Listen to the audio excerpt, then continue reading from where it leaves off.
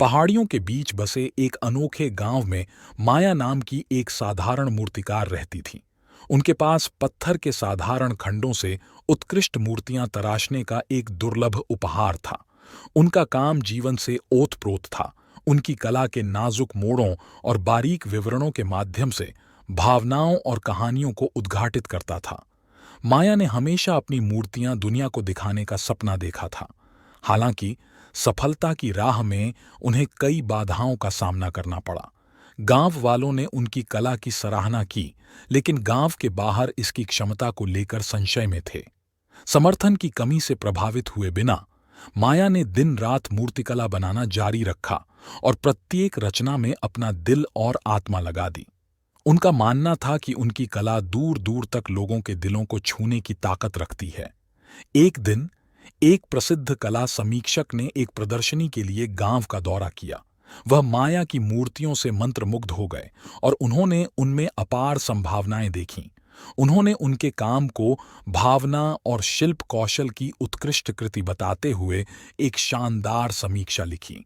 समीक्षा ने माया को रातों रात प्रसिद्धि दिला दी। देश भर से गैलरी और संग्रहकर्ता उसकी मूर्तियों को प्रदर्शित करने और खरीदने के लिए उमड़ पड़े। माया का दृढ़ संकल्प और अपनी कला में अटूट विश्वास आखिरकार सफल हो गया। जैसे जैसे उनकी मूर्तियों को पहचान मिली, माया अपनी जड़ों को कभी नहीं भूली। वह उसी गांव में रहीं, महत्वाकांक्षी कलाकारों को सलाह देती रहीं और स्थानीय समुदाय का समर्थन करती रहीं।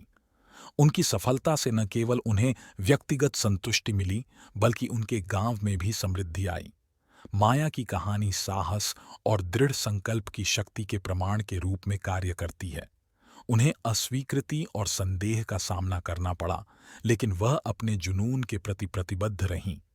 अंत में उनकी प्रतिभा और दृढ़ता ने उन्हें उस सफलता तक पहुंचाया जिसका उन्होंने हमेशा सपना देखा था, और उन्होंने उस सफलता का उपयोग अपने समुदाय को वापस देने और दूसरों को अपने सपनों को आगे बढ़ाने के लिए प्रेरित करने के लिए किया।